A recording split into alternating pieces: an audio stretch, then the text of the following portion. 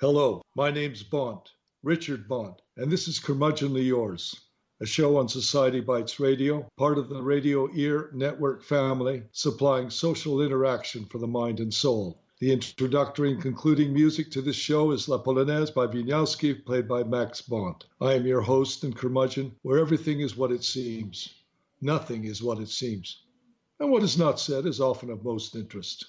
In her first appearance on Curmudgeonly Yours, my guest today is writer Kathryn Levison. And the program today is Kathryn Levison, a successful indie or independent writer. Hi, Kathryn. Welcome to Curmudgeonly Yours on Society Bites Radio. Hi, Richard. Thanks for having me. I'm very pleased to have you. Kathryn Levison earned an undergrad from the University of Illinois at Chicago, a double major in psychology and English composition. She also has formal training in nursing and pharmacy, interior design and color theory, substance abuse counseling, ASL, which is American Sign Language, computer graphics, and claims 2 more honorary degrees from her analyst, an undergrad in psychoanalysis, and a master's degree in not giving up. I like that. She studied woodwinds, voice, and piano, had a respectable career in suburban Chicago theater pits, and taught private lessons at a Michigan music studio. A 2-time cancer survivor, she started writing after her therapist turned out to be one of the nation's most esteemed and beloved psychoanalysts. In addition to his reading curriculum, he taught Kate the most important nuances of the profession: listening, sticking to your guns in the face of other objections, and rolling with the punches. 1 year into her analysis, she lost her husband to a nasty stroke. Widowhood had at least a snippet of silver lining since, through a local with group, she met a woman who introduced her to the local Florida Writers Association group led by Donna Gould Musitano. With Donna's encouragement, Kate's story of her husband's death, Baby Can I Bum a Cigarette, took 3rd place in the Royal Palm Literary Awards. Or, as Kate says, she won a bronze medal in her first literary Olympics. She has 8 works in Kindle short reads, 1 ranking in the top 10 the weekend it went live, and 2 more that now hold steady in the mid-600s. Not bad for a first-time author. Kate says she writes all over the place, different styles, different topics, whatever comes to her, an ability she considers a gift much like her wide-ranging musical talent. Her husband was a Messianic Jewish rabbi who recruited Kate to lead the music for his weekly Sabbath services. She continued his legacy as cantor and commentator, singing liturgy in Hebrew for an international midweek Torah service.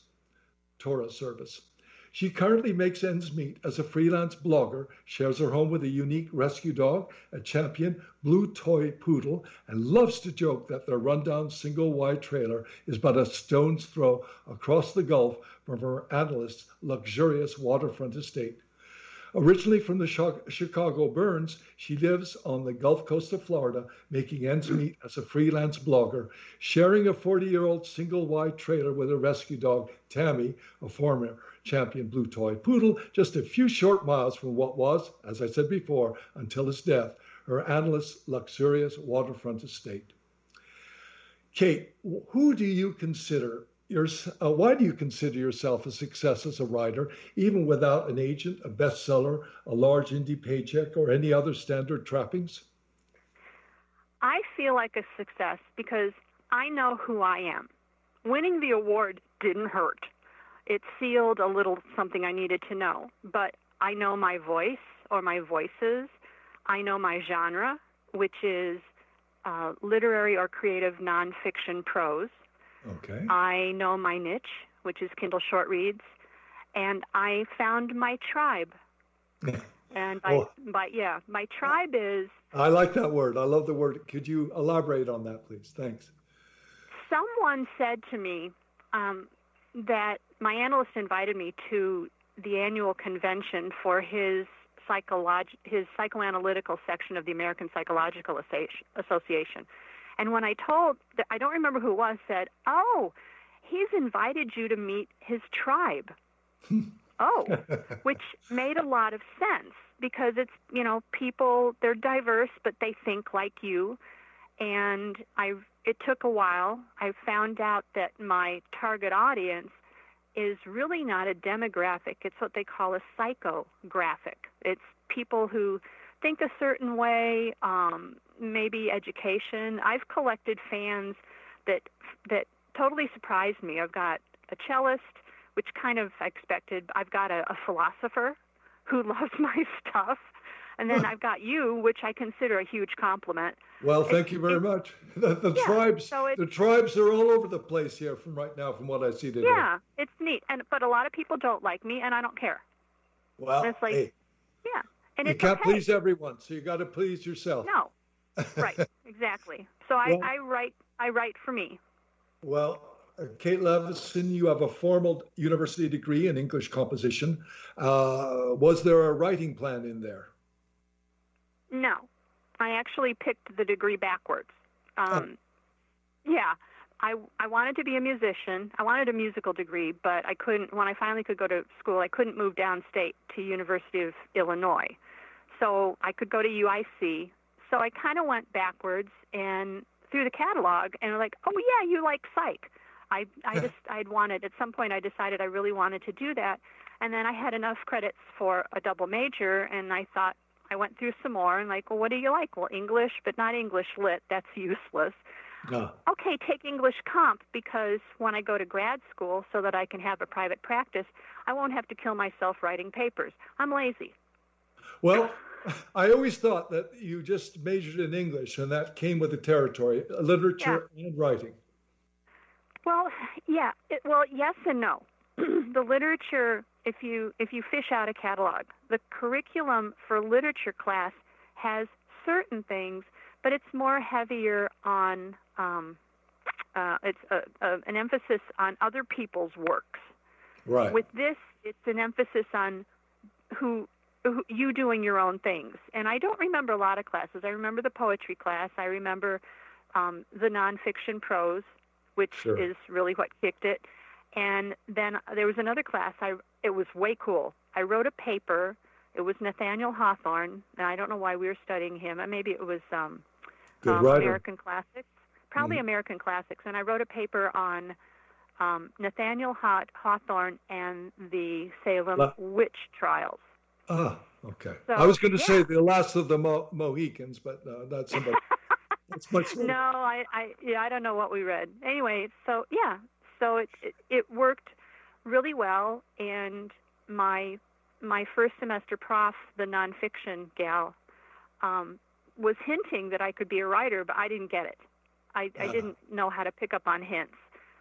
So my analyst asked me, well, why didn't you be a writer? I said, well, looking back, writers and musicians have one thing in common. We all end up waiting tables.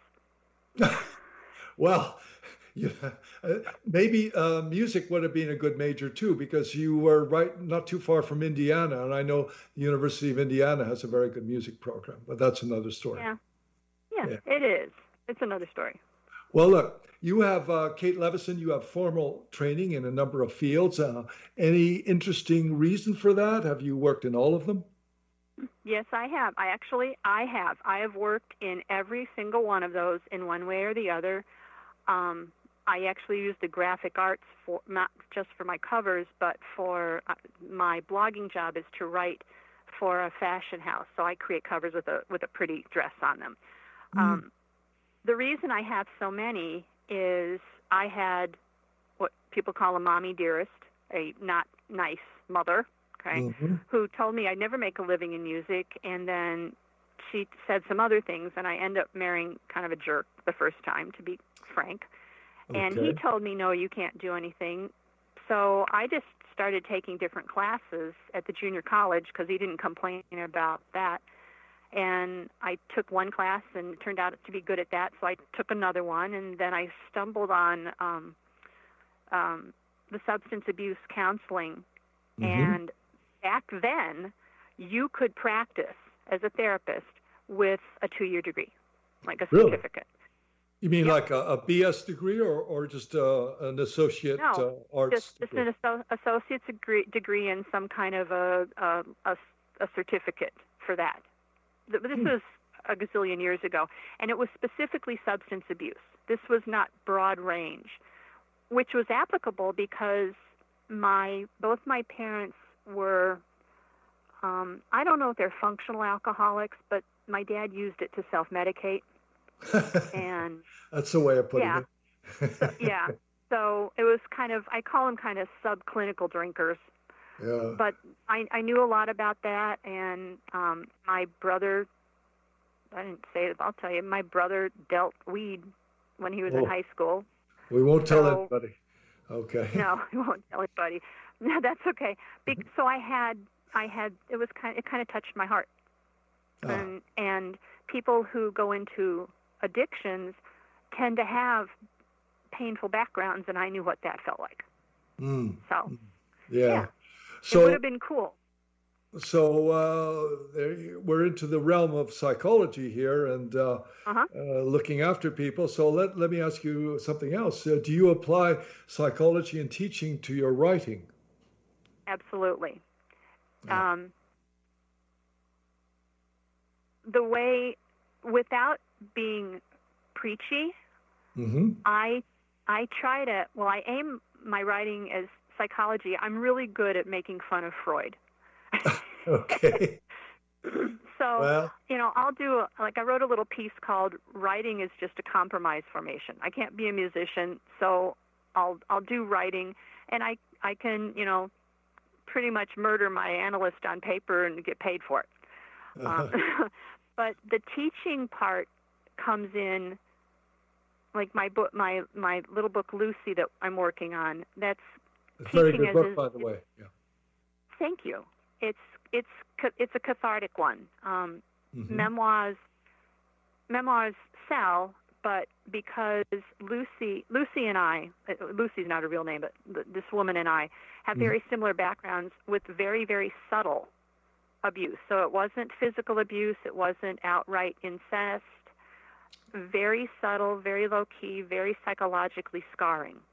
Right. So so I kind of look to.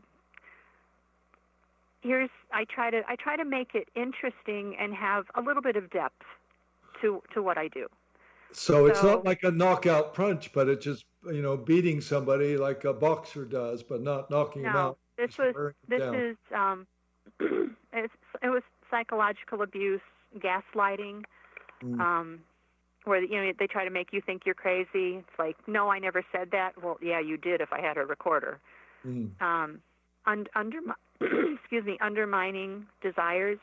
Like Lucy wanted to take ballet lessons when she was a little girl, and her mother said no, and then she went out and bought her a book from, she was in preschool, and Lucy was just, in the bedroom trying to copy the moves in the book, and her mom comes in like, what are you doing?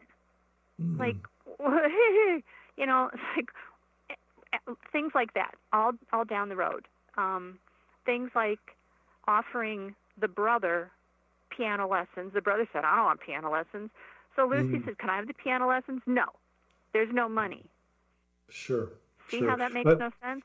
Yeah, but do you ever think that certain parents, they just have this particular idea for their kids in their back of their mind, and she saw you as somebody reading books and writing and everything, and maybe your brother is... No. Okay. I'm going to have to contradict you. No. Okay. It was a classic narcissistic triangle, which is another topic for another day. And I was the scapegoat. So was Lucy. Okay. Well, let's go on to something else here. You write nonfiction, and this is referring to that. You write nonfiction exclusively. Any particular reason why? Well, I can't write fiction. I tried. I can't track it. I also write nonfiction. You can write it in small sections, because to be honest,